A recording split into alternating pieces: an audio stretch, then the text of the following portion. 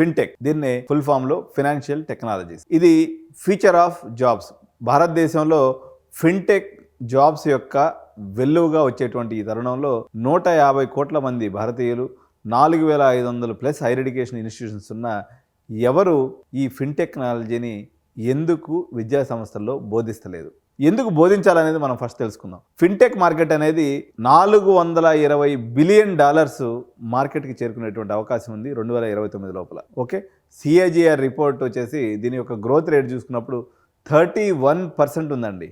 ఫిన్టెక్నాలజీలో growth వచ్చేసి 31% ఉంది. 7.5% job growth forecast అనేది మనకు కనిపిస్తుంది అనమాట. సో ఐటీలో డిక్లైన్ కనిపిస్తూ ఉంటే దీంట్లో 7.5% జాబ్ గ్రోత్ అనేది మనకు కనిపిస్తుంది. So it drives financial inclusion, innovation and digital ఎకానమీకి ఇది చాలా చాలా చాలా ఇంపార్టెంట్. అసలు ఈ ఫిన్టెక్ అంటే ఏంటని మీరు అనుకోవచ్చు కదా. ఇది Paytm, Google pay, PhonePe, cred ఇటువంటివన్నీ మీరు వాడుతూ ఉన్నారు కదా.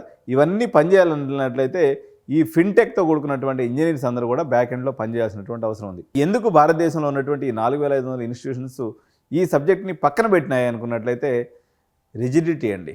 మేము పట్టుకున్న కుందేలికి మూడే కాళ్ళు, మేము తెలుసుకున్న విషయమే కరెక్టు, ట్రెడిషనల్ కరికులమే జిందాబాద్, ఇది మొదటి కారణం అయితే ల్యాక్ ఆఫ్ ఫ్యాకల్టీ, ఇన్ఫ్రాస్ట్రక్చర్. నా ఫ్యాకల్టీకి తెలియదు, నా ప్రిన్సిపాల్కి తెలియదు, నా జేఎన్టీయూ వీసీకి తెలియదు, ఎవరు చెప్పాలి? ఇండస్ట్రీ అకాడమియా డిస్కనెక్ట్ అనేది ఇక్కడ క్లారిటీగా కనిపిస్తూ ఉంది.